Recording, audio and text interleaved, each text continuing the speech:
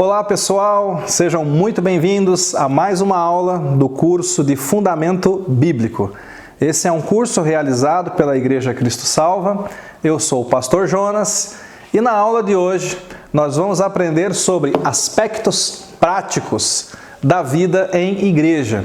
Se você está nos acompanhando, na aula anterior nós aprendemos um pouco acerca do que é a igreja, como surgiu a igreja e o propósito e a missão da igreja aqui na Terra.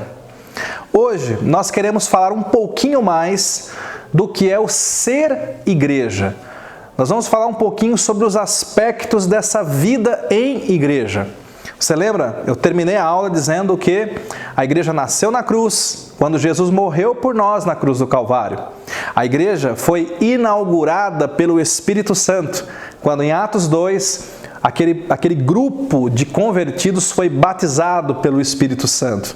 A igreja está há 2000 anos em missão.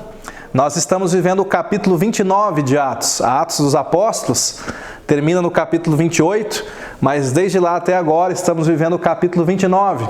A igreja está aguardando a volta de Cristo. Enquanto estamos aqui, como é que nós vamos viver como igreja? A Bíblia ela nos mostra que a igreja recebeu do Senhor Jesus pelo menos 3 ordenanças que precisam ser cumpridas como igreja. Eu quero rapidamente comentar estas 3 ordenanças com você. A primeira delas se encontra lá no Evangelho de Marcos, capítulo de número 16, versículo 15 e 16. Jesus diz assim para os seus discípulos, ou seja, diz assim para a sua igreja: Ide por todo o mundo, pregai o Evangelho a toda criatura. Quem crer e for batizado será salvo. Quem, porém, não crer será condenado. O Senhor Jesus aqui ele está falando para os discípulos que eles deveriam ir por todo o mundo e deveriam pregar o Evangelho a toda criatura. Nunca é demais a gente lembrar esse conceito. Apesar de que há pessoas que dizem que todo mundo é filho de Deus, não é isso que a Bíblia diz. A Bíblia diz que todos nós somos criaturas de Deus. Eu só me torno filho de Deus quando eu confesso Jesus como meu Senhor e Salvador.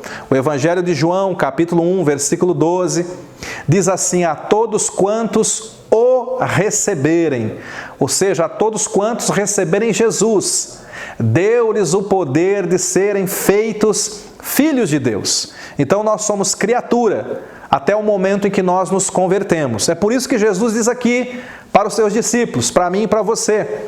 Ele diz assim: ide por todo o mundo e pregai o Evangelho a toda criatura. Aquele que se converter será salvo. É necessário crer. O que é conversão? Crer e se batizar. Então a primeira ordenança que eu quero chamar a sua atenção aqui é o batismo nas águas. O que é o batismo nas águas? O batismo nas águas é uma cerimônia de entrada, de iniciação no reino de Deus.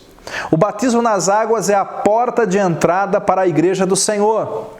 O batismo nas águas é uma declaração pública da sua fé em Cristo Jesus.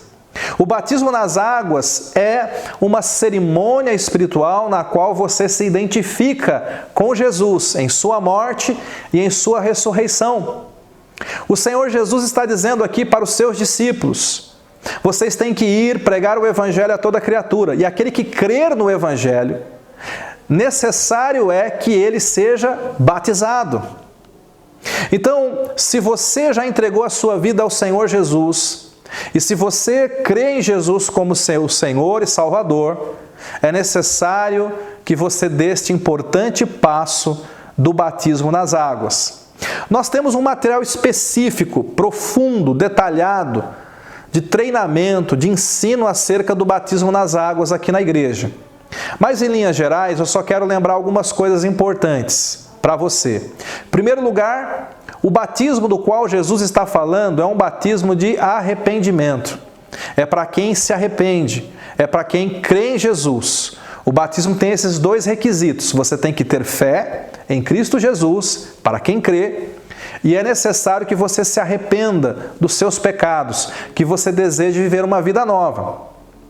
Outra coisa importante, uma pergunta muito recorrente é: qual é a idade certa para se batizar? O batismo infantil é válido? Biblicamente falando, nós podemos dizer não. Se o batismo infantil fosse o batismo correto, Jesus, que é o nosso maior exemplo, teria sido batizado enquanto criança. Mas não foi isso que aconteceu. Quando Jesus nasceu, José e Maria o levaram até o templo e o apresentaram, o consagraram a Deus. E quando ele atingiu a maioridade judaica, que era aos 30 anos, aí sim ele foi batizado nas águas. Note também que no versículo que eu li para você, diz assim, que é necessário que a pessoa creia e seja batizado. Existe uma ordem de fatores aqui. A fé precede o batismo. A fé vem antes do batismo. O arrependimento precede o batismo, não o contrário. Aqueles que batizam crianças, eles dizem mais ou menos o seguinte: vamos batizar a criança e quando ela crescer, ela poderá vir a crer, ela poderá vir a se arrepender, mas não é isso que diz a Bíblia. O que valida o batismo é o arrependimento e a fé que a pessoa demonstra naquele momento do batismo. Por isso que Jesus deixou bem claro a ordem: aquele que crer, em primeiro lugar, e for batizado, será salvo. Por isso, é necessário que essa pessoa tenha condições, tenha idade, tenha maturidade para compreender o que é pecado, para se arrepender, para entender quem é Jesus e para crer em Jesus. O batismo também é feito por imersão. O próprio batismo do Senhor Jesus, eu não vou ler isso, essas referências estão na sua apostila, nem vamos colocar na tela para você. Mas lá em Mateus capítulo 3, versículo 16 e 17, quando mostra o batismo do Senhor Jesus, diz que ele entrou na água, foi batizado por João Batista, e ao sair da água, ou seja, o batismo de Jesus não foi 3 pinguinhos de água na testa, não foi aquele batismo por aspersão, foi batismo por imersão, batismo por mergulho. E esta é a ideia bíblica quando você vai para Romanos capítulo 6, só um detalhe importante, tá? Romanos capítulo 6 é conhecido como o capítulo do batismo. Se você quiser se aprofundar no assunto batismo nas águas, leia Romanos capítulo 6, porque ele é todo dedicado para falar sobre isso. A partir do verso 3, por exemplo, está escrito: ou porventura ignorais que todos nós que somos batizados em Cristo Jesus fomos batizados na sua morte. Fomos, pois, sepultados com ele na morte pelo batismo, para que, como Cristo foi ressuscitado dentre os mortos pela glória do Pai, assim também andemos nós em novidade de vida. Porque se fomos unidos com ele na semelhança da sua morte, certamente o seremos também na semelhança da sua ressurreição. Olha o que diz agora o versículo 11, Romanos, capítulo 6, versículo 11, que para mim é a chave de todo o entendimento desse ensino. Romanos 6, 11 diz assim: assim também vós considerai-vos mortos para o pecado,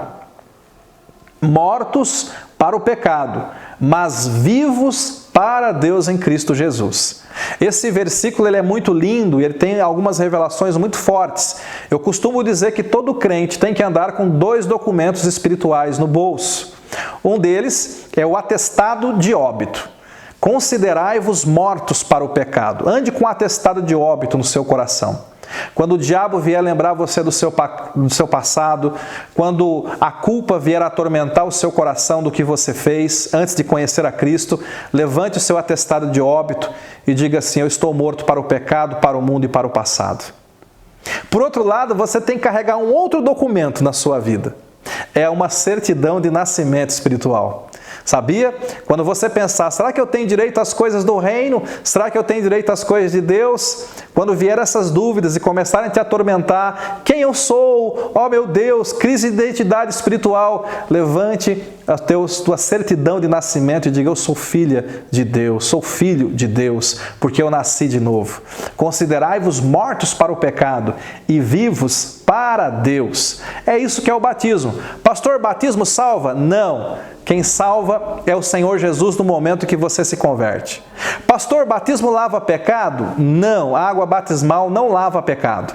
O que lava pecado então? O sangue de Jesus Cristo. A Bíblia diz que se você confessar os seus pecados a Ele, Ele é fiel e justo para te purificar de todo o pecado. Pastor, se batismo não salva nem lava pecado, para que serve? Volto a dizer, o batismo é a tua certidão espiritual. Eu tenho 2 filhas lindas. Quando a minha primogênita, Ana Laura, nasceu, ela nasceu num determinado dia. Ela já existia naquele dia, mas eu não ainda havia registrado a Ana Laura. Ela já existia como pessoa, mas aos olhos da lei ela não existia.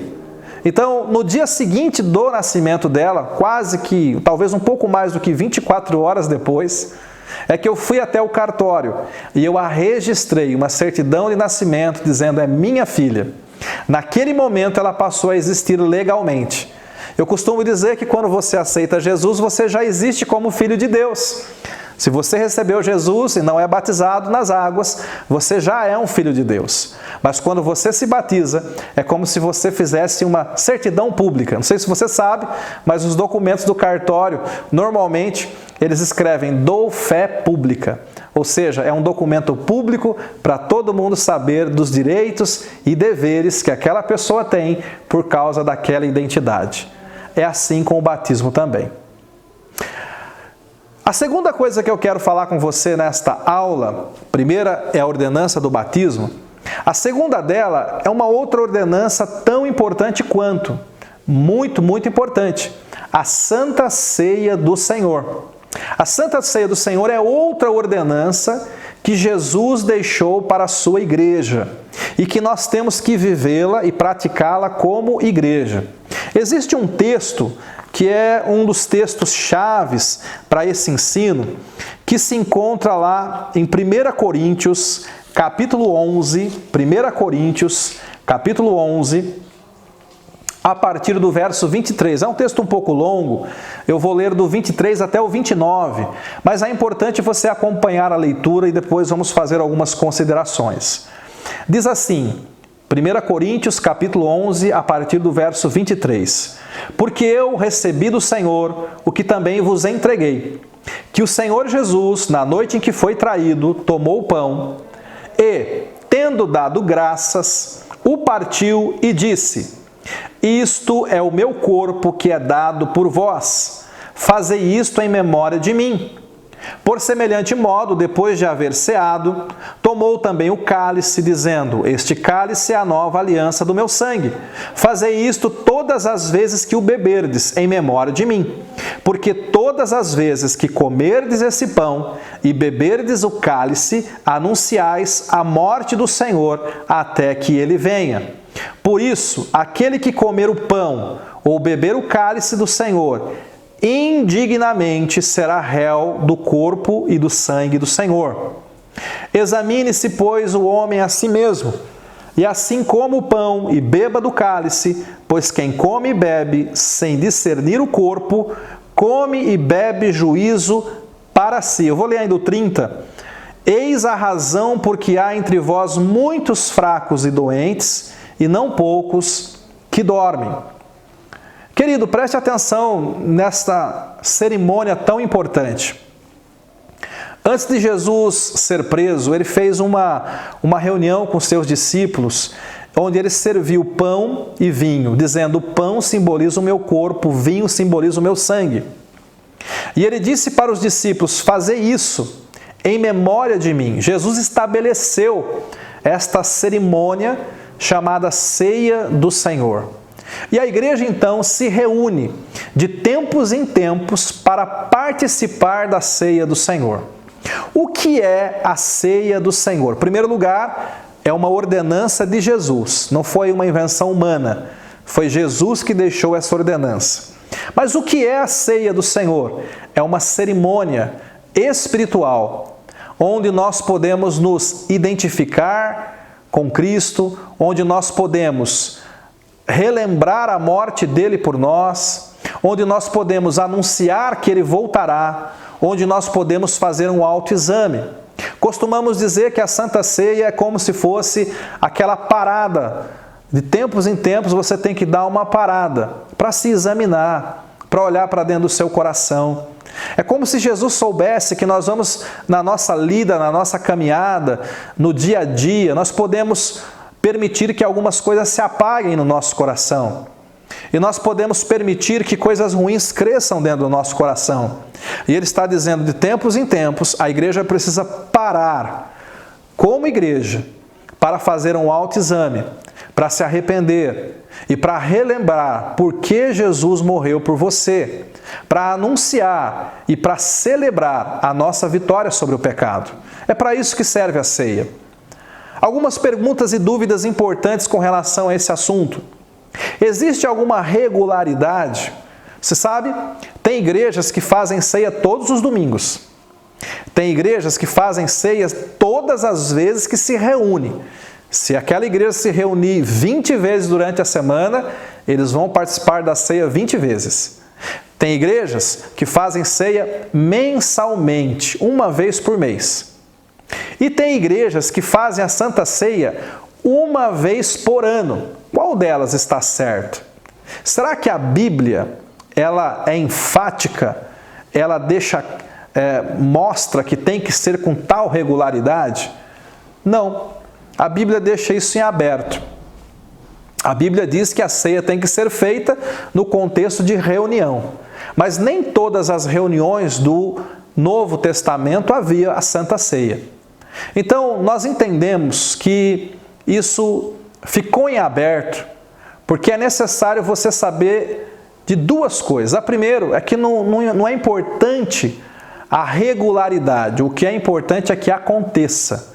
É que de tempos em tempos aconteça. Nós não vamos, então, ficar julgando ninguém, vamos ter a nossa consciência com Deus e vamos fazer de acordo com a orientação da nossa igreja, sem julgar os demais. O importante é que ela aconteça.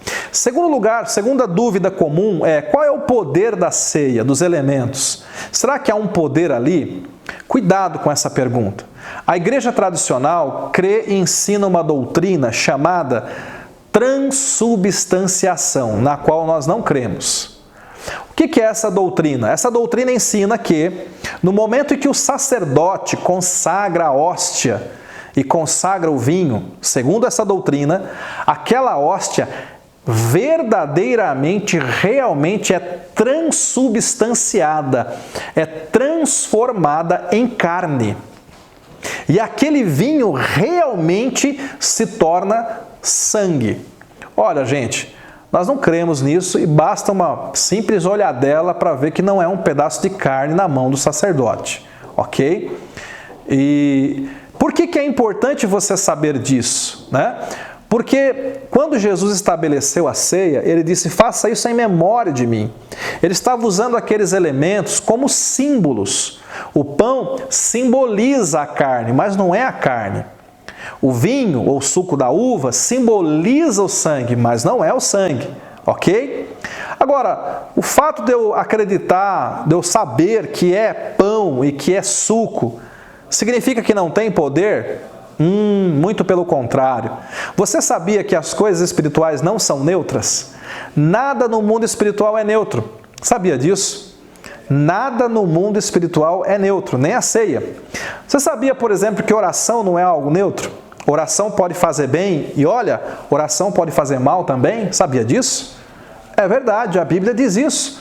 Oração pode fazer bem, você sabe disso, mas a oração pode fazer mal. Por exemplo, Jesus falou que se você orar por uma pessoa que está oprimida por um espírito maligno, e o espírito maligno sair, e aquela pessoa não encher o coração dela com a palavra de Deus, o espírito maligno vai voltar com 7 outros, e o segundo estado daquela pessoa vai ser pior do que quando ela recebeu a oração. Olha, orar pela pessoa errada, pela pessoa que não vai querer se encher com a palavra de Deus, pode piorar a vida dela. Nada no mundo espiritual é neutro, gente. Com a Santa Ceia é a mesma coisa. A Santa Ceia é um momento de vida. A Santa Ceia é um momento de cura. A Santa Ceia é um momento de autoexame, é para ser uma bênção. Mas Paulo está dizendo aqui, pelo Espírito Santo, porque alguns comem indignamente da ceia. É que há entre vós fracos, é que há entre vós doentes, e olha o extremo, há entre vós aqueles que já dormem, ou seja, pessoas que morreram. Então guarde isso no seu coração, muito importante. A ceia é algo sério. A ceia não é neutra. A ceia tem que ser participada no contexto da igreja. É por isso que antes de participarmos da ceia, a gente diz que antes da sala do banquete, existe a sala do banho. Eu preciso me examinar, diz a Bíblia. Se há algo errado dentro de mim, eu preciso confessar. Se eu não perdoei o irmão, eu tenho que perdoar. Eu preciso me limpar para participar da ceia. E quando eu estiver participando da ceia, vou recordar que Jesus morreu por mim. Vou celebrar a vitória contra o pecado. Quando eu estiver participando da ceia, eu vou olhar para a cruz. Quando eu estiver participando da ceia, vou consertar a minha vida hoje. Quando eu estiver participando da ceia, vou anunciar que Ele morreu por mim, que Ele me ama e que Ele voltará para me buscar. A ceia é algo muito importante. A terceira coisa que eu quero enfatizar nessa aula com você é algo que nós chamamos de disciplina. Você já ouviu essa palavra? Não disciplina no sentido de matéria a ser estudada, mas disciplina no sentido de disciplinar, de corrigir alguém. E veja que esse tópico está ligado ao tópico da ceia, né? Nós, queridos, somos uma igreja de homens e não de anjos. Nós pecamos, nós erramos. E o Senhor Jesus também deu orientação clara e específica para lidarmos com irmãos que erram, com irmãos que falham. O principal texto acerca desse assunto se encontra no livro de Mateus, capítulo 18, a partir do verso 15. Mateus, capítulo 18, a partir do verso 15. Olha o que está escrito. Se teu irmão pecar contra ti, vai arguí-lo entre ti e ele só. Se ele te ouvir, ganhaste a teu irmão. Se, porém, não te ouvir, toma ainda contigo uma ou duas testemunhas, uma ou duas pessoas, para que, pelo depoimento de 2 ou 3 testemunhas, toda a palavra se estabeleça. Se ele não os atender, dize-o à igreja, congregação. E se recusar a ouvir também a igreja, considera-o como um gentil e publicano. Em verdade vos digo que tudo o que ligardes na terra terá sido ligado nos céus, e tudo o que desligardes na terra terá sido desligado no céu. Só até aqui por enquanto. Olha só, esse outro tópico tão importante trata acerca da saúde da igreja, porque nós, como eu disse, somos falhos, nós erramos. Pessoas vão errar com você, porque pessoas são falhas. E Jesus, pensando na sua igreja, pensando como seria a vida da igreja, ele estabeleceu o batismo como porta de entrada, ele estabeleceu a Santa Ceia como uma cerimônia onde nós vamos poder renovar a nossa fé, e ele também estabeleceu aqui um critério simples para resolver conflitos entre irmãos. Às vezes, como pastor, pessoas me procuram e falam: pastor, você está sabendo que o fulano está pecando? Não estou sabendo. Pois é, pastor, eu vim te contar para você ir lá. Mas não é isso que Jesus diz em Mateus 18, o nome disso aí é fofoca. Mateus 18 diz o seguinte: se você ver o seu irmão pecando, vá você até ele e alerte ele. Com muito amor, com muito carinho, você deve chegar nele e falar: irmão, olha, na minha visão, eu estou achando que o irmão está errando aqui. Mas a questão aqui é o seguinte: quem vê, dá o grito de alerta para a pessoa. Não é para eu ver o irmão pecando e sair contando para outras pessoas. Não é para eu ver o irmão pecando, chegar na reunião de oração e falar: irmãos, vamos orar pelo fulano que está pecando. Não é para eu ver o irmão pecando, passar a mão no telefone, ligar para o pastor para dedar aquele irmão. Não é isso que Jesus disse. Quem vê o irmão pecando deve ir até ele com amor, porque nós entendemos que se Deus mostrou para você, é porque Deus quer que você seja uma ferramenta de correção na vida daquele irmão. Pastor, eu fui lá, conversei com o irmão, mas ele não aceitou, ele disse que não acha, ele disse que não pensa que é pecado. Ora, o que eu faço agora? Desisto, né, pastor? Agora posso ir para a fofoca? Posso fazer outra coisa? Posso desistir? Não! Jesus diz nesse texto. Então você chama outra pessoa, mais uma ou duas pessoas, volta lá. Irmão, lembra que eu falei que eu achava que era pecado? Então o Zé e o João também acham, não é, Zé e João? E aí tenta, em grupo. Veja que todo o processo aqui tem que ser feito com amor e tudo na tentativa de restaurar o irmão. Não é para jogar pedra, não é para excluir, não é para banir, não é para acabar com o irmão. Você não vai chamar qualquer testemunha, não é? Vai chamar um Anás e um Caifás, não. Você vai chamar gente do bem, gente de amor, gente maduro. Pastor, eu já fiz isso. Mesmo assim não deu certo. Aí sim, Jesus diz, avise a igreja. E aqui em igreja, leia-se os líderes espirituais, os pastores. Ou seja, saiu do âmbito particular. Agora você deve dar publicidade para isso. Pastores, meu líder, meu supervisor, seja meu presbítero, nos ajude como igreja a tratar aquele irmão. E aí Jesus fala, né? Se mesmo assim ele não admitir, não arrepender, não quiser mudar, quiser continuar caminhando naquele erro, então trate-o como um gentil. Ah, pastor, então a partir desse momento eu corto a relação com ele, eu não falo mais com ele, eu brigo com ele, eu me afasto dele. Quem disse que a gente trata gentil desse jeito? Sabe o que a gente faz com gentil? A gente prega o evangelho para ele até que ele se converta. A gente ora por ele, a gente o ama. Trate-o como um gentil, trate-o como uma pessoa que de fato ainda não teve uma experiência com Deus. Trate-o como alguém que não nasceu de novo e que precisa ser reevangelizado uma e outra vez até que ele se converta. Fechando essa aula, eu quero lembrar a você que os 3 tópicos que eu disse aqui, tanto o batismo, quanto a ceia, quanto a disciplina, precisam ser vividos em corpo, em igreja. No batismo, é necessário que alguém batize e outro seja batizado. E melhor ainda que haja público, para que essa confissão de fé seja pública. Na Santa Ceia, é necessário haver os discípulos reunidos. E aqui em Mateus 18, você precisa pelo menos estar em 4 pessoas. O faltoso, você e no mínimo mais 2 testemunhas, sem contar os pastores. Isso significa que a vida em igreja é para ser vivida em corpo. De novo, vou bater nessa tecla. A Bíblia não te chamou para ser um desigrejado. A Bíblia nos chamou para caminhar em família espiritual, para caminhar em igreja. Eu vou ficando por aqui. Que Deus te abençoe poderosamente.